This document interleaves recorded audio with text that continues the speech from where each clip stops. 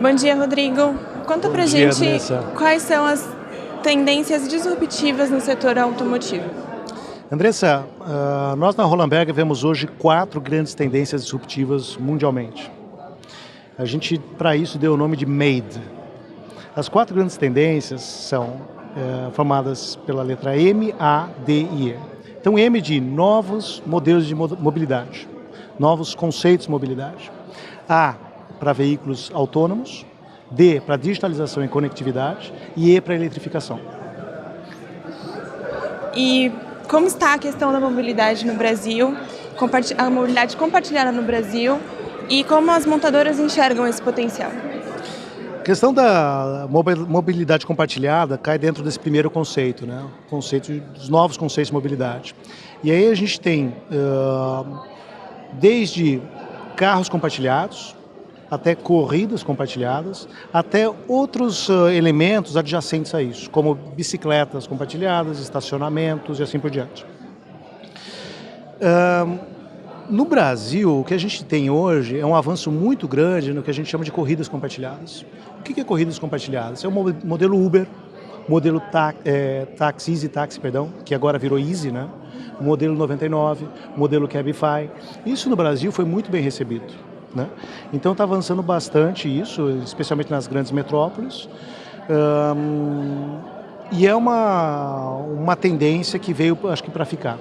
Quando a gente fala de carros compartilhados, ainda é um desafio no Brasil. Carros compartilhados significaria você realmente pegar seu telefone, ir num carro, abrir esse carro, usar esse carro e depois devolver ele, né? Ou, por exemplo, você colocar o seu carro para ser compartilhado. Mas como isso? Imagine o seguinte, imagine que você tem um aplicativo, você vai viajar, por exemplo, de São Paulo para o Rio, de avião, você deixa seu carro no aeroporto, esse carro, em vez de ficar pagando estacionamento, ele fica gerando receita para você, você aluga esse carro durante o período e quando você voltar do Rio, você pega o seu carro de volta, né? Então esses são modelos que estão sendo testados ao redor do mundo, mas que no Brasil ainda não tem muita aderência, né? Por questões como cultura, como ambiente regulatório, ambiente legal, coisas do tipo, no Brasil ainda não está indo muito bem, né? E como você vê o futuro dessa mobilidade aqui? No Brasil, eu acho que, como eu disse, as corridas compartilhadas vão bem, né? Então a tendência é que se continue caminhando nesse sentido. Eu conheço muita gente, talvez você conheça também, que já não tem carro, né? O pessoal mais jovem prefere andar de Uber do que comprar um automóvel. Então, é lógico que isso muda à medida que a pessoa vai mudando de fase na vida, mudando de etapa na vida. O carro vai continuar sendo o carro como carro próprio vai continuar sendo uma necessidade. Mas existe um mercado sendo criado que vai continuar a existir, que é o mercado de veículos compartilhados. Certo. E quais os impeditivos para que a tecnologia de carros elétricos avance no Brasil? E tem algum setor que você acha que vai adquirir de forma mais rápida?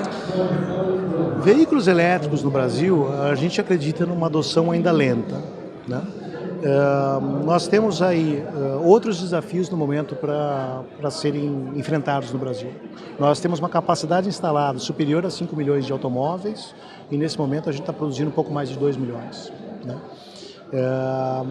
Nós temos aí toda uma questão de infraestrutura ainda a ser criada que não foi feita. Nós não temos, por exemplo, pontos de recarga rápida no Brasil.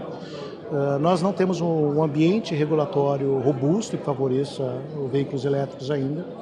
Então nós acreditamos que tanto do ponto de vista de incentivos dos players desse setor, quanto do ponto de vista de arcabouço legal, de infraestrutura, ainda tem muita coisa para ser feito.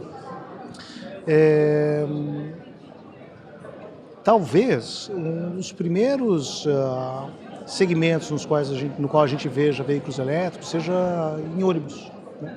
A gente acha que em ônibus pode fazer muito sentido. Por que ônibus?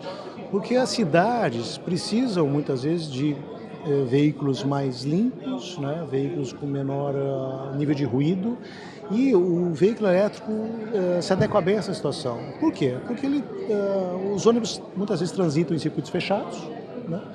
você tem um ponto inicial e final que é o mesmo, onde o veículo poderia receber a sua recarga elétrica, e aí a autonomia do veículo elétrico não é um grande fator também, não é um empecilho, né? Certo. E na sua opinião, qual a importância desse evento? A importância desse evento Isso. é super importante para a gente poder ter essa troca de ideias, para que as pessoas comecem a formar e discutir o futuro da mobilidade no Brasil. Muito obrigada. Obrigado.